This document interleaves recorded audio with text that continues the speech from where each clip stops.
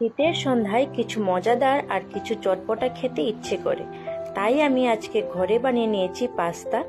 পাস্তাটাকে বানানোর জন্য প্রথমে আমি পাস্তাকে 5 থেকে 7 মিনিটের জন্য বয়েল করে নিয়েছি। আর এখানে কেটে নিয়েছি পেঁয়াজ, ক্যাপসিকাম, গাজর আর টমেটো। আর পাস্তা বানানোর জন্য যে সসগুলি প্রয়োজন, red chilli sauce, green chilli sauce আর সয়া সস, সেগুলিও নিয়ে নিয়েছি। এইবার কড়াইতে তেল গরম করে তাতে দিয়ে দেব ডুমো ডুমো করে রাখা পেঁয়াজগুলো, তারপর দিয়ে দেব সবজিগুলো। আর এখানে আমি ইউজ করেছি জিঞ্জার গার্লিক পেস্ট।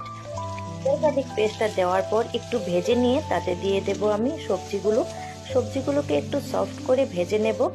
তারপর একে একে আমি দিয়ে দেব সবগুলি সসেস, যেরকম red chilli sauces, green chilli sauce আর সয়া সস।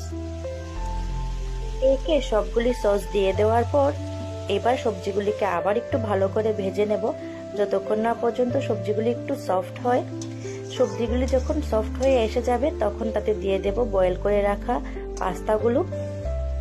এগুলির সাথে পাস্তাটা ভালো করে মিশিয়ে ভালো করে ভেজে নেব পাস্তাগুলিকে, যতক্ষণ না পর্যন্ত ভালো করে মিক্স হয়ে যায়। ভালো করে মিক্স করে নেওয়ার পর আমরা তারপর দিয়ে দেব টমেটো কেচাপ দিয়ে তারপর কিছুক্ষণ সময় নাড়িয়ে চাড়িয়ে সন্ধ্যার জলখাবারের জন্য আমি তো ঘরেতে বানিয়ে নিয়েছি পাস্তা। আর এই পাস্তাটা খেতে খুব মজাদার হয়েছিল। পাস্তাটাকে নামানোর সময় আমি তাতে দিয়ে দিয়েছি কিছু অরিগানো, তারপর দিয়ে দিয়েছি চিলি ফ্লেক্স আর দিয়ে দিয়েছি কিছু ব্ল্যাক পেপার। তারপর এটাকে ভালো করে নাড়াচাড়া করে পরিবেশনের জন্য রেডি করে দিয়েছি। তো আমার এই ভিডিওটা আপনাদের দেখে কেমন লাগলো অবশ্যই কমেন্ট করে বলবেন। আর আজকের ভিডিওটা ভালো লাগলে অবশ্যই একটা লাইক, কমেন্ট, শেয়ার করে দেবেন। আজকের জন্য এখানেই রাখছি। দেখা হচ্ছে পরবর্তী আরেকটা ভিডিওতে।